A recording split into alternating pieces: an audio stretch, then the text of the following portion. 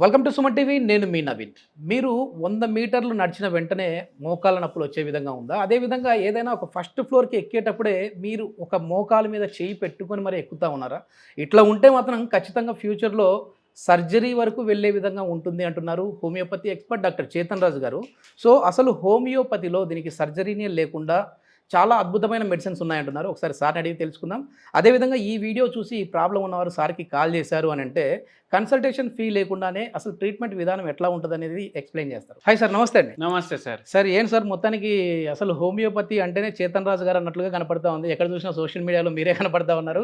అదేవిధంగా మోకాల నొప్పులు మనం ఇంతవరకు ఇంట్రడక్షన్లో చెప్పిన విధానం ఒకటి. అదేవిధంగా కొద్దిమంది నడిచేటప్పుడు ఒక సైడ్ వాలి నడుస్తూ ఉంటారు. అట్లాంటి వాళ్ళకి కూడా ఫ్యూచర్లో సర్జరీ చేసే విధంగా ఉంటుందండి? అసలు ఎందుకు ఈ పెయిన్స్ వస్తూ ఉన్నాయి చిన్న ఏజ్లో కూడా? ఇంట్రొడక్షన్లో ఒకటి చెప్పిండ్రు, ఫస్ట్ ఫ్లోర్ ఎక్కడానికే వాళ్ళు అవును. ప్రెషర్ వేస్తారు. కానీ నాకు ఇప్పుడు ఒకటి ఏం ఆలోచన వచ్చింది మీరు అట్లా చెప్తే అంటే, అసలు చాలా మంది మీరు చూడండి, ఇప్పుడు అపార్ట్మెంట్లు ఉంటాయి, బిల్డింగ్లు ఉంటాయి, మాల్లు ఉంటాయి, ఏడికి పోయినా ఒక్క ఫ్లోర్ ఎక్కువ ఉంటే కూడా లిఫ్ట్ కోసం ఆగుతారు. అవును. చిన్న పిల్లల నుంచి మిడ్ ఏజ్ ఉన్న వాళ్ళకు మోకాలు నొప్పులు ఉండవు, ఏముండవు, ఆగుతారు. ఎందుకు ఆగాలి?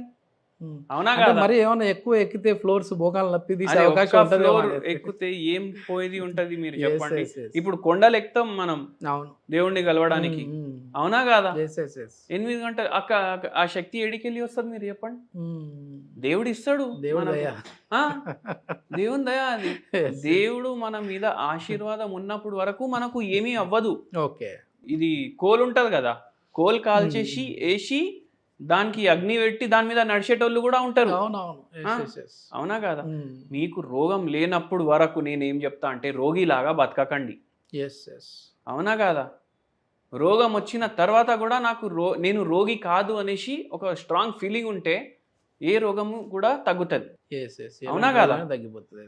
అయితే ఏందంటే ఇప్పుడు మోకాలు పాడైతున్నాయి అనుకోండి, ఆస్టియో ఆర్థరైటిసే ఉందనుకోండి. ఇప్పుడు గ్రేడ్ 1 అంటారు, గ్రేడ్ 2 అంటారు, గ్రేడ్ 3 అంటారు, గ్రేడ్ 4 అంటారు, అన్నీ చెప్తారు. ఇప్పుడు ఇవి ఉన్నప్పుడు పేషెంట్ నడక కూడా చేంజ్ అయిపోతుంది. ఇప్పుడు డక్ వాక్ అంటారు. డక్ వాక్ అంటే డక్స్ ఉంటాయి కదా, అవి నడిచేటప్పుడు గమనించండి, ఇట్లా ఉంగి ఇట్లా ఉంగి ఇట్లా ఉంగి ఇట్లా ఉంగి నడుస్తాయి అవి. మనిషి కూడా అట్లనే నడుస్తుందా? మనిషి అట్లనే నడుస్తే దాని అర్థం ఏంటంటే వాని మోకాల మీద ఎక్కడా బరువు పడాలి, అక్కడ పడతలేదు. Okay okay.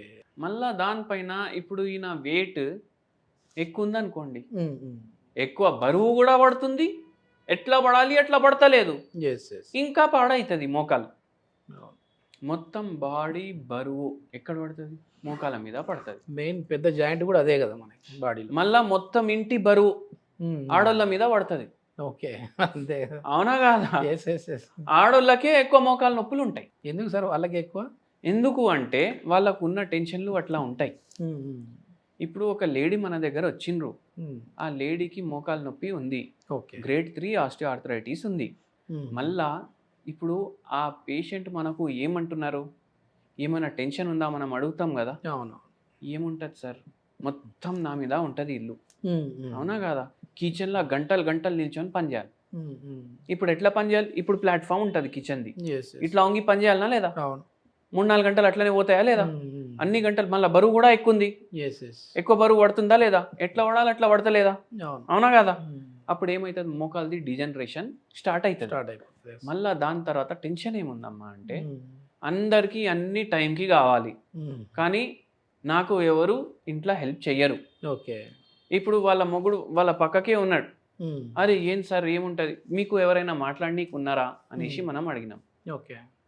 టెన్షన్ ఉందా ఏమన్నా? ఎవరు లేరు మాట్లాడడానికి. పిల్లలు పోతారు, కాలేజ్కి పోతారు, ఉద్యోగాలకు పోతారు, వస్తారు, ఓకే ఓకే, టైంకి వస్తారు, దాని తర్వాత మాట్లాడనీకి ఉంటుంది కదా అంటే, అరే పిల్లలు ఏమన్నా మాట్లాడతారా? మళ్ళీ వాళ్ళకు వండాలి, వాళ్ళ ఆయనకి వండాలి, మార్నింగ్కి సపరేట్ ఉండాలి, నైట్కి సపరేట్ ఉండాలి, చల్లగా ఉండొద్దు, మళ్ళీ ఫుడ్. మిషన్ వర్క్ అయిపోయింది. మిషన్ వర్క్ అయిపోయింది. ఎగ్జాక్ట్ చెప్పారు మీరు. వాషింగ్ మిషన్ ఉంటుంది, రోజు వాడితే ఏమవుతుంది, దాని పార్ట్లు ఖరాబ్ అవుతాయా కదా? ఇది కూడా అట్లా సర్వీసింగ్ చేయాల్సిందే ఇంకా మోకాళ్ళకు కూడా. అయితే అట్లా టెన్షన్ అయిపోతుంది వాళ్ళకు, ఒక ఒంటరితనం వచ్చేస్తుంది. నాకు వచ్చి అరే అమ్మ నువ్వు ఇంత పని చేసినావు ఇవాళ, మా కోసం ఇంత చేసినావు, ఒక థ్యాంక్స్ కూడా ఎవరు చెప్పారు అని వాళ్ళ బాధ. ఇది ఈ మేడంది కాదు, అందరిది. చాలా మందిది. ఓకే. అయితే అట్లా స్ట్రెస్ వస్తుంది ఒక్కొక్కరికి. Yes yes. మళ్ళా అట్లా స్ట్రెస్ వచ్చి ఇట్లా ప్రాబ్లం అవుతుంది. మళ్ళీ ఈ మేడంది అయితే అంతే. ఉద్యోగాల్ని బట్టి కూడా రోగాలు వస్తాయి ఇట్లా మోకాల్ది. టీచర్లు ఉంటారు, లెక్చరర్లు ఉంటారు, మొత్తం రోజు నిల్చొని ఉంటారు, పోలీసు వాళ్ళు ఉంటారు, నిల్చొని ఉంటారు, వాళ్ళకి వస్తాయి అట్లా. అయితే ఆక్యుపేషన్ని బట్టి కూడా వస్తాయి. చక్కగా నిద్ర లేదు, రెస్ట్ లేదు, బండి ఉంది నడిపిస్తున్నారు, ఒక 1000 కిలోమీటర్లు పోతారు, ఇంజన్ గరం అవుతుందా కాదా? ఒక అరగంట పక్కకు ఆపాలనా లేదా? ఆపుతారు కదా, మళ్ళీ ఇంజన్ చల్లబడుతుంది, మళ్ళీ పోతాం. ఇక్కడ ఏంది, ఒక్కరోజు కూడా హాలిడే లేదు. మనకన్నా ఆదివారం హాలిడే ఉంది, అది కూడా లేదు. అది కూడా లేదు, ఉండాలి కదా. అట్లా అయి ప్రాబ్లం అవుతుంది. అయితే రెస్ట్ కూడా చాలా ఇంపార్టెంట్. ఎంత మనం ఫిజికల్ యాక్టివిటీ చేయండి అది ఇది అనేసి అంటాం కదా, అంత ఇంపార్టెన్స్ రెస్ట్కి కూడా ఇవ్వాలి. అట్లా అనేసి మొత్తం రెస్ట్ 8 రోజులు పెట్టుకోవద్దు.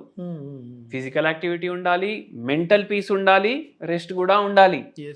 అప్పుడు నిద్ర చక్కగా అవుతుంది, మోకాలు నొప్పులు మన హోమియోపతి మందులు ఇస్తే మంచిగా అవుతాయి, అన్ని దానిలో పడతాయి. ఈ పేషెంట్కి కూడా మనం చెప్పినాం, వాళ్ళకు ఏమన్నారు అంటే, మీకు ఇప్పుడు నడిచిపోతుంది, ఎట్లయినా 5-6 ఏళ్ల తర్వాత మీకు ఫ్రీ ఉన్నప్పుడు వీలున్నప్పుడు వచ్చి సర్జరీ చేయించుకోండి, ఇప్పుడే చేసేస్తామన్నారు. Okay okay. ఎట్లయినా పాడైంది, మీకు ఎన్ని రోజులు నడిపిస్తారు నడిపియండి పని అనేసి అన్నారు. అయితే బండి దోలుకుంటా మన గురించి ఎవరో చెప్పిండ్రు, వచ్చిండ్రు, ట్రీట్మెంట్ తీసుకున్నారు. సరే, ఇప్పుడు నా చిన్న డౌట్ ఏంటంటే, ఇప్పుడు డక్ వాక్ లాగా ఇట్లా వంగి ఒక సైడ్ నడుస్తా ఉన్నారు, అట్లా అంటే దాని లోపల ఉన్న కార్టిలేజ్ అంటే వాడుక భాషలో గుజ్జు అంటారు కదా, ఆ గుజ్జు అరిగిపోయింది కాబట్టి బ్యాలెన్స్ తప్పుతుంది అంటారు. అవును. మరి ఆ కార్టిలేజ్ ని కూడా మళ్ళీ డెవలప్ చేసే విధంగా ఉంటాయండి హోమియోపతిలో? యావరేజ్ గా మనిషి ఎన్ని ఏళ్ళు బతుకుతాడు ఇండియాలో చెప్పండి మీరు? ఒకప్పుడు 100 అనేవాళ్ళు, ఇప్పుడు 70కి వచ్చింది. ఇప్పటికీ శతమాన్ ఆయుష్మాన్ భవ అనేసి ఆశీర్వాదం ఇస్తారు, ఆశీర్వాదాలు ఇస్తా ఉన్నారు. కానీ సర్వే ప్రకారం ఏందంటే 65 ఏండ్లు ఓకే మనిషి ఉంటాడు. ఓకే, అంటే ఏంది, 32.5కి సగం జీవితం అయిపోయింది. ఓకే, మనం ఎప్పటికీ యంగ్ అని అనుకుంటాం, అవునా కాదా? అవును. అయితే 65 ఏండ్లు ఉన్నోనికి మోకాలు నొప్పి లేనోళ్ళు కూడా ఉంటారు, మోకాలు నొప్పులు ఉన్నోళ్ళు కూడా ఉంటారు. అవును. ఒక 100 మందిని జమ చేయండి, అందరికీ ఎంఆర్ఐలు తీపియండి, దాంట్లో 70% మందికి ఏదో అయి ఉంటుంది. ఓకే, లక్షణాలు బయట పడతలేవు. Okay okay. కొందరికి గ్రేడ్ 1, కొందరికి గ్రేడ్ 2, కొందరికి అట్లా ఉంటుంది. యావరేజ్గా 60 ఏండ్లు ఉన్నోళ్ళకి ఎట్లా అయితే మోకాలు ఉంది అట్లా మనది మందు చేస్తుంది. మళ్ళీ నార్మల్ అంటే వాళ్ళ ఏజ్ కి తగినట్టు ట్రీట్మెంట్ ఉంటుంది, గుజ్జు వస్తుంది, ఎంత గుజ్జు ఉండాలి అంత. అంతేగాని మరి 30 ఏళ్లలో ఉన్నంత కార్టిలేజ్ రావడం అయితే కాదు, అది ఎవరు చేయలేరు ఆ పని, అది నేచర్ అగేన్స్ట్ కదా. నేచర్ కి అగేన్స్ట్ పోతే ఏమొస్తుంది? మెయిన్ ఏంటంటే సార్, ఆపరేషన్ వరకు వెళ్ళాల్సిన వ్యక్తిని అసలు పెయిన్ లేకుండా చేస్తా ఉన్నాం అంటే చాలా గ్రేట్ థింగ్ అది. ఇది ఏంటంటే ఎన్ని రోజులు వాడితే మనకి దీని రిలీఫ్ వచ్చే విధంగా? ఇప్పుడు ఒకటి చెప్తాను సార్ మీకు, పేషెంట్ వచ్చి కూర్చుంటాడు మన ముంద, పేషెంట్కి నమ్మకం ఉండాలి, పేషెంట్కి పేషెన్స్ ఉండాలి. మనం మందు ఇవ్వడం స్టార్ట్ చేస్తాం, కొందరు పేషెంట్లకు రేపటి నుంచి తేడా ఉంటుంది, మనం 2 నెలలకి ఇస్తాం మందులు, కొందరు పేషెంట్లకు ఒక 10 రోజుల తర్వాత వస్తుంది, కొందరికి పేషెంట్స్కి 1.5 నెల, కొందరు పేషెంట్లకు 2.5 నెల. అట్లా పేషెంట్ టు పేషెంట్ ఎట్లా రెస్పాండ్ అయ్యి బాడీ తత్వాన్ని బట్టి కూడా ఉంటుంది, బాడీ తత్వానికి బట్టి వాడు మనం చెప్పింది అన్ని ఫాలో చేస్తున్నాడా లేదా. ఒకవేళ ఏదైనా ఇప్పుడు సర్జరీ వరకు వెళ్ళాల్సిన పని లేకుండా ఉన్న వాళ్ళు, అంటే స్టేజ్ 1, 2 ఉన్న వాళ్ళు ఉంటారు కదా సార్, అట్లాంటి వాళ్ళు హోమ్ రెమెడీ కోసం చూస్తూ ఉంటారు. ఎందుకంటే చేతన్ రాజు గారి వీడియోలు అంటేనే ఖచ్చితంగా హోమ్ రెమెడీ ఉంటుంది, అట్లా హోమియోపతికి అట్లా న్యాచురోపతికి దగ్గరగా ఉంటాయి అంటుంటారు. సో హోమ్ రెమెడీ ఏంటి సార్? సింపుల్ హోమ్ రెమెడీ చెప్తాను మీకు నేను. మనము ఏం చేయాలంటే, పారిజాత ఆకు లీవ్స్ ఉంటాయి కదా, పారిజాత ఆకులు కొన్ని తీసుకోవాలి, వాటర్లో బాయిల్ చేయాలి, కషాయం లాగా తయారవుతుంది. ఓకే, దాన్ని చన్నీతోటి ఫిల్టర్ చేసుకోండి. దీంట్లో మీరు ఇది ట్రై చేయండి. ఓకే, లేకపోతే ఏం చేయండి అంటే, ఒక హోమియోపతి మందు ఉంటుంది రూటా, RUTA, రూటా. ఇది 0/9 పవర్, 0/9. ఓకే, ఇది ఒక 10 గోళీలు దాంట్లో కలుపుకోండి. చిన్నగా ఉంటే, మరి చిన్నగా ఉంటే 10 గోళీలు కలుపుకోండి. కొద్దిగా పెద్ద సైజు ఉంది అంటే మీరు 5 గోళీలు వేసుకోండి దీంట్లో, ఈ కషాయంలో. కొనేటప్పుడు వాడిని అడగండి, ఇది ఏ సైజు, ఇది 5 గోళీలు వేసుకుంటే ఒక డోస్ సరిపోతుందా, 10 గోళీలు వేసుకుంటే ఒక డోస్ సరిపోతుంది. ఎందుకంటే ప్రతి దుకాణంలో ఆ గోళీల Size సైజ్ కూడా- చేంజ్ ఉంటుంది, అవును. కానీ పవర్ 0/9 మాత్రం తీసుకోవాలి. ఓకే ఓకే దీంతో జర రిలీఫ్ ఉంటుంది వాళ్ళకు. ఓకే దీంతో రిలీఫ్ లేకపోతే ప్రకృతిని బట్టి మనం మందులు ఇస్తాం, మన దగ్గరికి రావచ్చు. ఈ వీడియో చూసి ఎవరైనా సార్ కాంటాక్ట్ నెంబర్ అయితే ప్రొవైడ్ చేస్తూ ఉన్నాం, సార్కి కాల్ చేశారు అని అంటే వాళ్ళకి కన్సల్టేషన్ ఫీ లేకుండానే ట్రీట్మెంట్ విధానం ఏ విధంగా ఉంటుంది అనేది అయితే ఎక్స్ప్లెయిన్ చేస్తారు. థ్యాంక్ యూ అండి, థ్యాంక్ యూ.